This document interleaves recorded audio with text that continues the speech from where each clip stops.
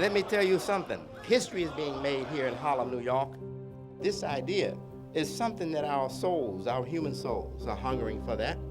And for that reason, I have embraced them as my friends. Despite everything, and almost paradoxically, the world is tending towards unity, and therefore towards peace. It's a sign of the times. Fortunately, Chiara has shown us the way. Today I understand her religion is only love, and this is why we can meet and dialogue. Only the person who has experienced God can do so. Encuentro exactamente lo que me dijo frente a la menorá. Esto es un pacto de buena voluntad, un pacto de fe, una forma de mirar el futuro. Chiara Lubich's entire life shows her as a woman of dialogue and encounter.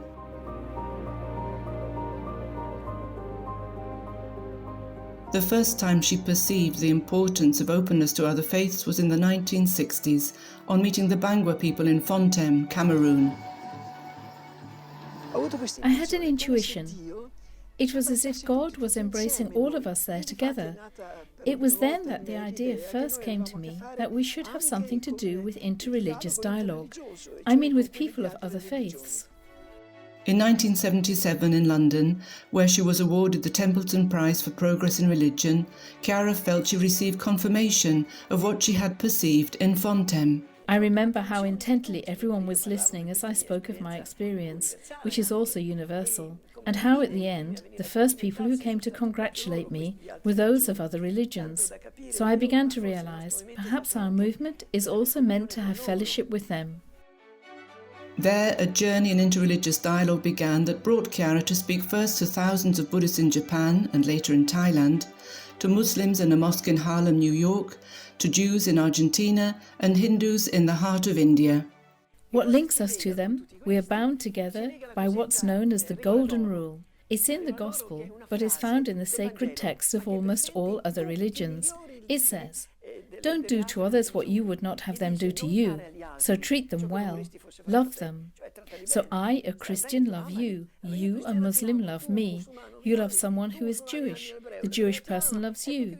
This is how a sense of family grows, universal fellowship, which is what our movement does. She transcended boundaries, but she was able to go beyond the nationalities, cross people at a real human level, to uplift everyone spiritually. I think that was her gift. È un dialogo che ha una sua precisa tecnica. Our dialogue has its own precise style. It is based on making ourselves one, as we say. This doesn't only mean being open, having esteem and respect for the other person. It requires a complete emptying of self in order to be able to understand others. It has been written that to know another person's religion implies putting yourself in their shoes, seeing the world as they see it, grasping what it means for them to be Hindu, Muslim, Jewish, Buddhist. One of the most significant examples of interreligious dialogue is the experience that has evolved within the movement in Algeria since the 1970s.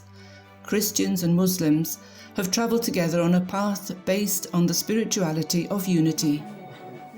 Dialogue is very fruitful, because in dialogue we put ourselves on the same level as our partner, and we want to get to know them. They speak, and as we listen, we enculturate ourselves and understand them. We also see how to express our faith in their terms. Of course, when our dialogue partner feels all this love, they realize their own dignity and also want to listen. So they ask us to say something, and we present our faith freely, with the respectful announcement the Pope speaks of, that is, a proclamation without the aim of winning over or proselytizing, but one that respects the other person. But all this gives rise to the sense of family. A più di 50 anni dall'inizio dell'esperienza del Movimento dei Focolari, The Focolari movement that I represent has been in existence for over 50 years. Yet we continuously marvel at how the spiritual path God has marked out for us crosses all the other spiritual paths. While maintaining its own identity, this path allows us to meet and understand the great religious traditions of humanity. religiose dell'umanità. I think our boundary is really to do with being without boundaries. This means being able to give a soul to globalisation. That is why we need a universal sense of family everywhere. I feel this is my task for as long as I live, and it's the task of the movement.